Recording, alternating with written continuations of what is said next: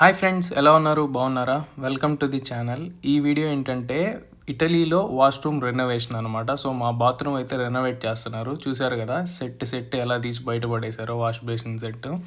So ఇది వచ్చేసి day 2 అనమాట. డే 2 వచ్చేసరికి ఇలా అయితే ఉంది మా వాష్రూమ్. సో గోడకి ఉన్న టైల్స్, కింద ఉన్న టైల్స్ తీసేసి కింద అయితే పడేస్తారనమాట.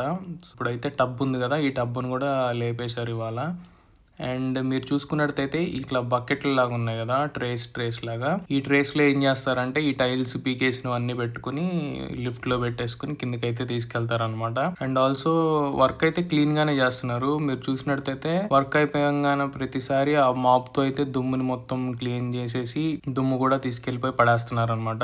సో చాలా అంటే చాలా బాగా అయితే చేస్తున్నారు. కాకపోతే లేట్ గా చేస్తారనమాట. ఇక్కడ చూద్దాం ఎన్ని రోజులు పట్టిద్దో. నేనైతే అడిగితే వర్క్ చేసే అతను అన్నాడు 1 వీక్ నేనే ఇది చేయాలి, దీని తర్వాత ఫిట్టింగ్ వాళ్ళు రావాలి, అవన్నీ ఫిట్ చేయాలి, 2 వీక్స్ 10 to 2 వీక్స్ పడుతుంది అన్నట్టుగా అన్నాడు అనమాట. So 10 days to 2 weeks. నాకైతే డౌటే, మోర్ దాన్ 3 వీక్స్ పట్టొచ్చు అని నేను అనుకుంటున్నా. ఇందులో వచ్చేసి షవర్ జెల్స్, షాంపూస్ ఎక్సెట్రా అన్ని ఉంటాయి కాబట్టి అవన్నీ తీసుకెళ్లిపోయి ఇక్కడైతే పడేసాడు అనమాట టేబుల్ మీద. సో ఎవరు వాళ్ళు ఏరుకోవాలి ఇప్పుడు వెళ్ళి.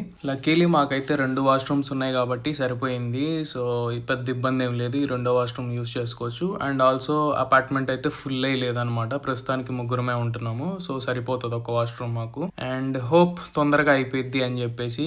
Let's see in the next video. Thank you.